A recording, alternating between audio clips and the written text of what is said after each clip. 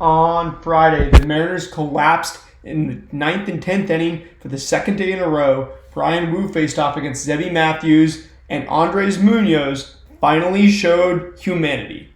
Welcome to the Dom Skiing Channel, your one-stop shop for the Mariners storylines on Seattle's Minds. And the game's already started today. Cole Young, the big news, has been called up to the big league club, is making his major league debut, starting at second base and batting eighth. We will see his first major league at-bat later on in the second inning or in the third inning. But yeah, this team needs a jolt of energy after two demoralizing losses the past 2 days, with a combined 13 runs given up in the 10th inning over Friday and Thursday's games. The Mariners, as I was watching this game, you go into the 9th inning, you hand Andres Munoz the ball with a 3-run lead, and it just doesn't go your way. Now, that's going to happen a lot of the time. And as Aaron Goldsmith said on the postgame last night, Zebby Matthews gives up 4 earned runs in the first inning and then keeps the Mariners off balance basically for another 6 innings after that. That inconsistency is one of the big problems that leads to us coming back to earth at the end of May. And when you look at exactly what happened in last night's game, yeah, we were out hit on expected batting average 301 to 249, outscored 12-6 by the Twins after handing Munoz the ball with a 3-run lead, 6-3. Out hit 14-9. But when you look kind of at the underlying numbers in this one, Zebby Matthews completely dominated the Mariners lineup with 15 swinging strikes on 94 pitches, 5 on the four-seam fastball. On 39 of those, we threw 41% of the time in this one. 9 on 29 sliders. The Mariners have not hit breaking balls well this year. Usually you've been able to get by when you hit the fastball well enough. But Zebby kept it with just a 90.3 average exit velocity in this one. So we barely hit his fastball, didn't hit it hard enough. Obviously a great first inning yesterday, and then Cal coming with a double dong later in the game to tie the MLB lead.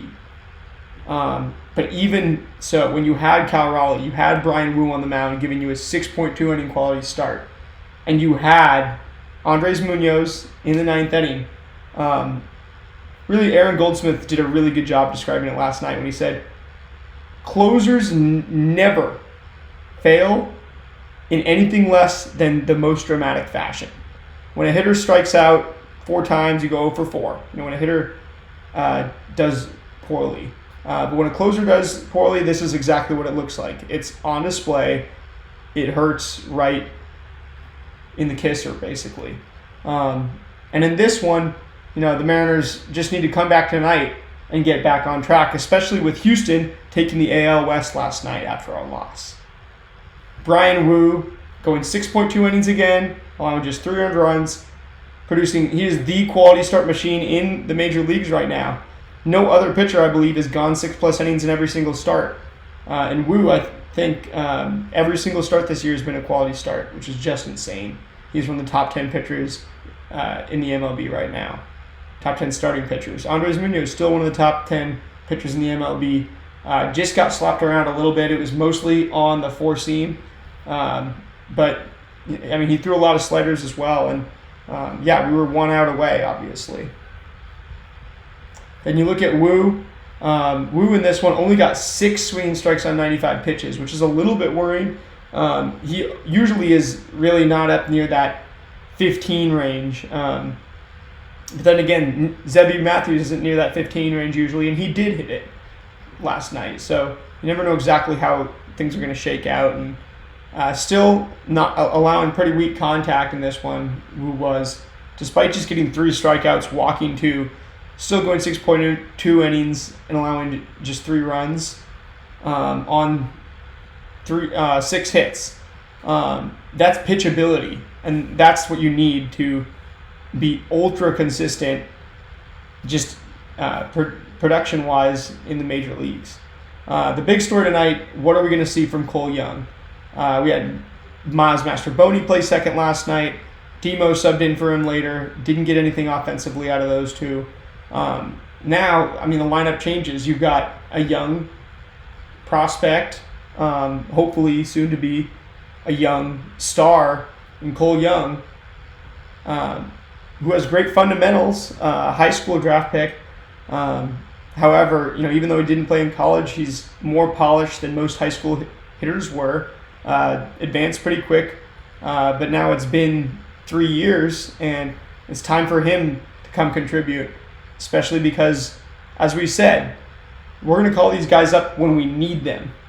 And, right now we really need an offensive jolt. Because teams are starting to figure us out. They're throwing us non-fastballs, getting a lot of whiffs on them. And then even guys like Zebby Matthews can get by, 15 swinging strikes, just 9 on 29 sliders.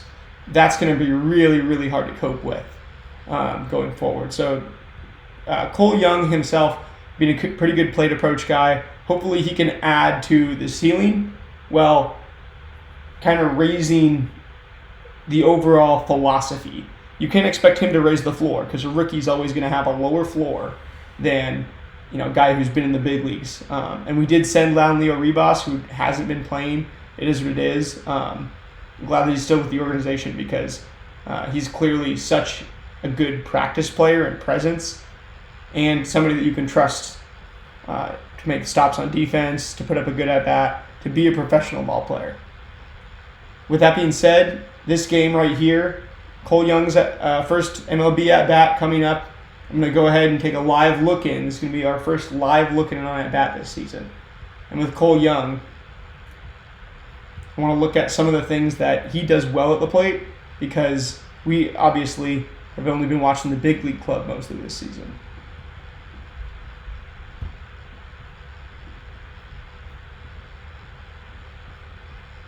So far this season, 277 average, 392 on base, 461 slug, 853 OPS for Cole Young. It was drafted in 2022, so he's had a total of 321 games in the minors, a little bit, just a slight, basically 2 seasons worth of MLB experience since his high school career. Facing Bailey Ober tonight, Twins get up to an early lead, another long ball. You're going to go down in these summer months when the ball flies. You're not going to just get excellent starts and get ahead in every single game, even though that's kind of what the Mariners have been experiencing through April and May. Rowdy. Did Rowdy just beat the shift? He did. And Rowdy Tellez beats the shift. And that is going to bring out Garver, Taveras, and make it likely that Cole Young is going to hit this inning. Rowdy just stopping his bat in the middle of the zone. He said, to hell with slowing it down in the middle of the zone, as Polanco, Julio have been doing a little bit. If you can't bunt, you might as well do what you can. And now you got Rowdy Tellez on with nobody out. Ober starts Garver off with a fastball outside. Now, Ober's the type of pitcher, I actually picked him to win the AL Cy Young. I know that looks terrible. But he's the type of guy who has about 30 amazing starts and 4 awful starts every single year. And Garver hits an absolute tank just outside of the foul pole.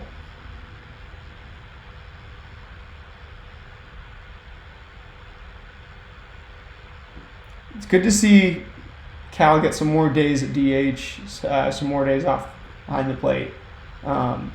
He looks, obviously,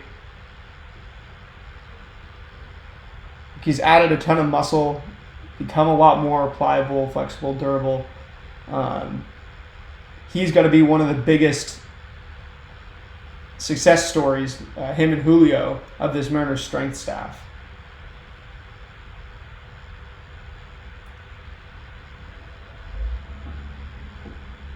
Ober, that's a filthy changeup in on the hands. Yeah, Garver's wants no part of that. If I'm Ober, I'm thinking, man, I kind of wish I put that for the knockout punch on strike 3.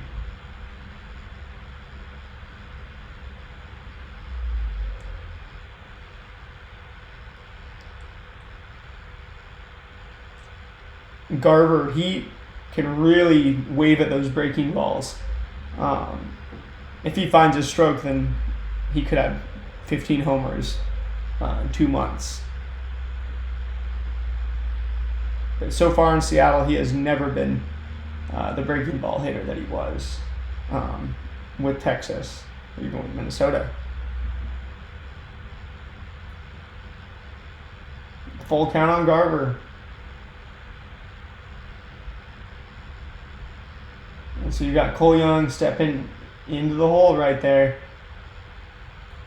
There'll be a lot of nerves going on in that kid's mind.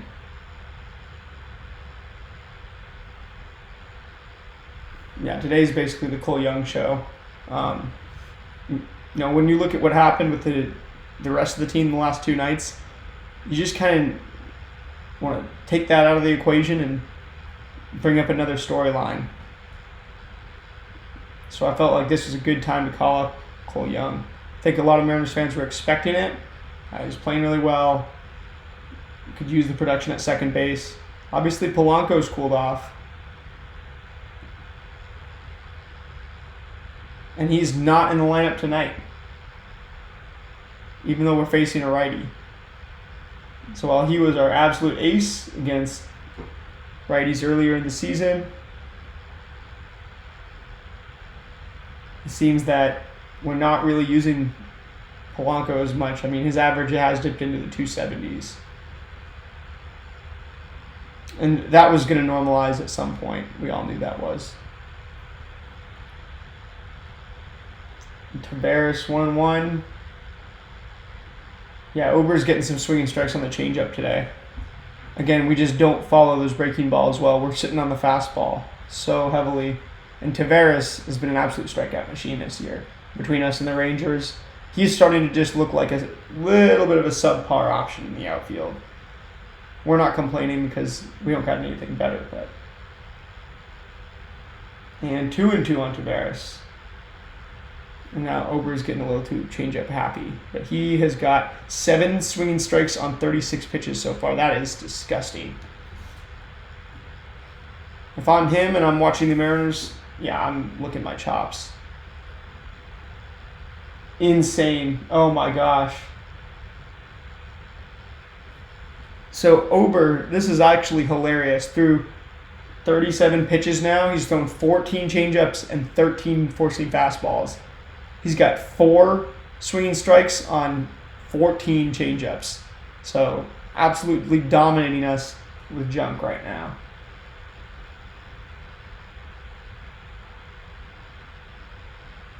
And there's the four-seam. He doesn't throw that hard of a four-seam fastball, but the changeup is so close to it. And Tavares almost had that one pulled down the line too.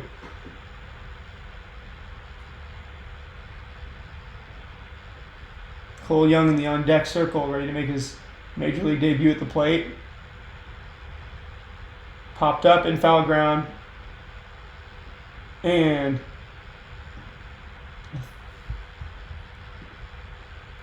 looks like Brooksley has that one. So now Cole Young getting a standing ovation. This is what the Mariners decide to do after the 2 roughest games of the season. Bring up one of your top prospects, number 3 on our top 30. See if he can revitalize the offense.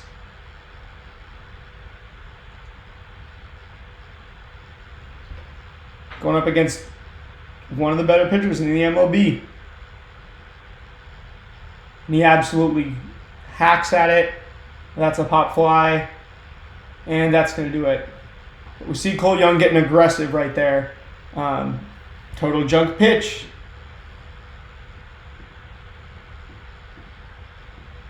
Yeah, so the story of the game tonight, Ober is absolutely killing us. We're a little bit of a confused team.